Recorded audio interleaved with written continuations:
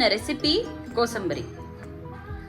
ಇಲ್ಲಿ 2 ಸೌತೆಕಾಯಿ ಮತ್ತೆ 1 ಕ್ಯಾರೆಟ್ ತಗೊಂಡಿದ್ದೀನಿ, ಮತ್ತೆ ಅರ್ಧ ಕಪ್ ತೆಂಗಿನಕಾಯಿ ತುರಿ ತಗೊಂಡಿದ್ದೀನಿ, ಮತ್ತೆ 1 ಸ್ಪೂನು ಕಾಳು ಮೆಣಸು ಪುಡಿ ತಗೊಂಡಿದ್ದೀನಿ, ರುಚಿಗೆ ತಕ್ಕಷ್ಟು ಉಪ್ಪು,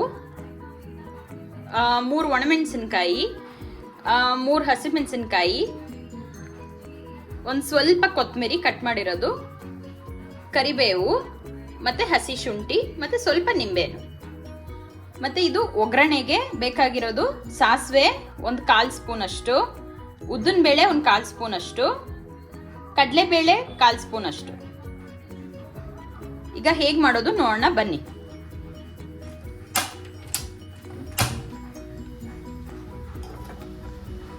ಈಗ ಫಸ್ಟ್ ನಾವು ಒಗ್ಗರಣೆ ಮಾಡ್ಕೊಂಡ್ಬಿಡೋಣ.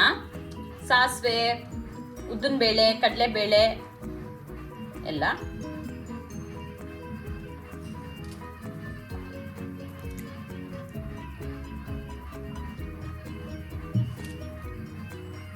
ಎಷ್ಟು ಬೇಕೋ ಅಷ್ಟು ಆಯಿಲ್ ಹಾಕೊಳ್ಳೋಣ.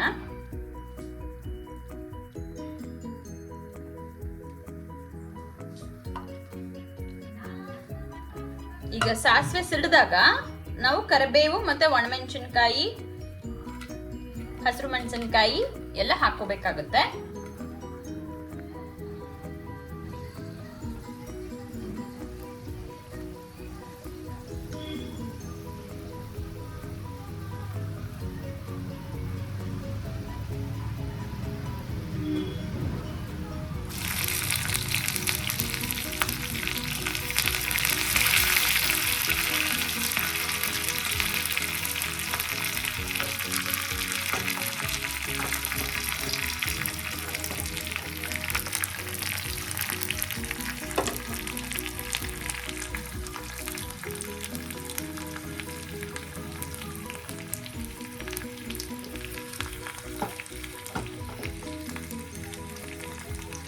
ಸೊ ಇದು ಒಗ್ಗರಣೆ ಆದ್ಮೇಲೆ ನಾವು ತುರಿದಿದ್ದೀವಲ್ಲ ಸೌತೆಕಾಯಿ ಮತ್ತೆ ಕ್ಯಾರೆಟ್, ಅದಕ್ಕೆ ಮಿಕ್ಸ್ ಮಾಡ್ಕೊಳ್ಳೋಣ ಒಗ್ಗರಣೆನ.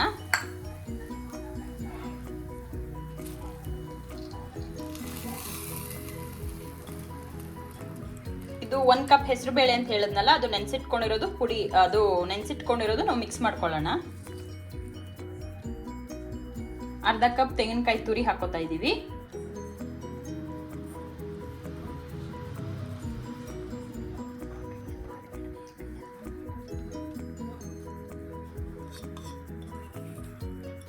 ಒಂದು ಸ್ಪೂನ್ ಕಾಳು ಮೆಣಸಿನ ಪುಡಿ,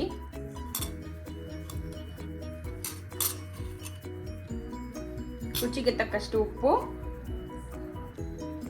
ಮತ್ತೆ ಕೊತ್ತಂಬರಿ ಸೊಪ್ಪು ಕಟ್ ಮಾಡಿರೋದು, ಹಸಿ ಶುಂಠಿ ಮತ್ತೆ ನಿಂಬೆ ರಸ ರುಚಿಗೆ ತಕ್ಕಷ್ಟು.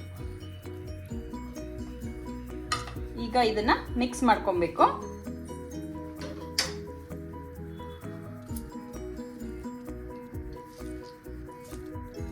ನೀಟಾಗಿ ಮಿಕ್ಸ್ ಮಾಡ್ಕೊಬೇಕು.